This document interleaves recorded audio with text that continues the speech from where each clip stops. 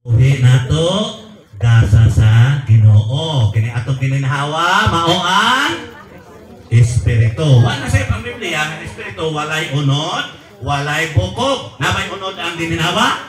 Wala po'y bukog. Kunya dili makita. Nakita mo sa inyong gininhawa? Wala. Hindi.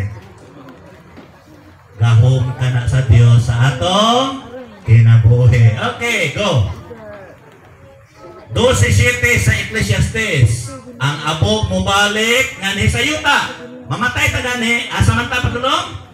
Yuta na imutang abo. Ang akong tatay namatay siya 6 years siyang una namatay po akong nanay. So nabalo akong nanay. Pagkamatay sa akong nanay after 6 years, wa namin ipahimo og lain pansyon. Among giukab ang lubong sa among tatay. Uy, naapa yang karsunis, naapa yang nipon, mga kuko. Oo, pero abo na. Abo. 6 years. Ang Biblia nag-ingon, ang abo mabalik nanay sa yuta, ingon sa kaniadto. Ang mga bukog sa among tatay, among gibutang sa sako, gibutang sa kilid, unya gipaslat dito ang lungon sa among nanay. Ipon sila sa usaha ka pansyon. Mahimutang abo. Mahimutang abo.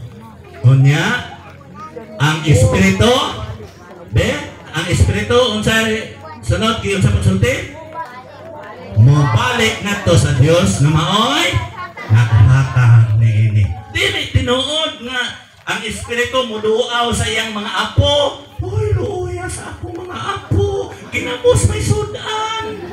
Hindi na siya tinuod.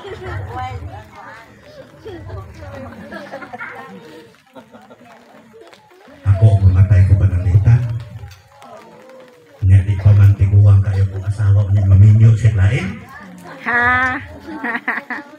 Kung tinuod pang mubalik. Ay! Yuron ako ng tiil. Minyo tag-utro ha? Di na siya tinuod ang taong patay. Asa ganito, asa? Dos minter. Rapod. Dos minterio. Langit naman ko, no? Dos minterio. Dos minterio. Pangitunan. Okay, go. Palayon na. Asa padulong. Muna ito background. Nalangit pa, may interno. May asa padulong tao mamatay, be? Misteryo. Ha? Be, sige. Langit ingon si atong valedictorian. Okay. Sige, next.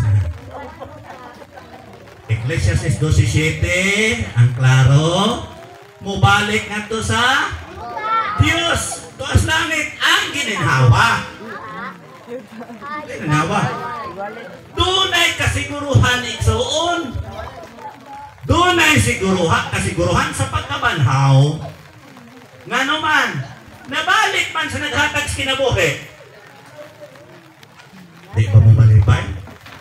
Inigkamatay kung ang imong espiritu hiadto dito sa itulimbo, di why siguro?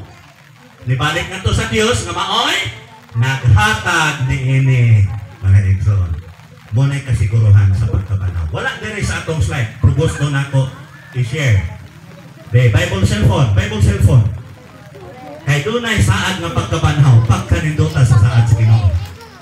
Ecclesiastes 37. Uy! Mutong hinay di ay kaya ko nakahatag o premyo ko nabasa. Kinsa to kanina?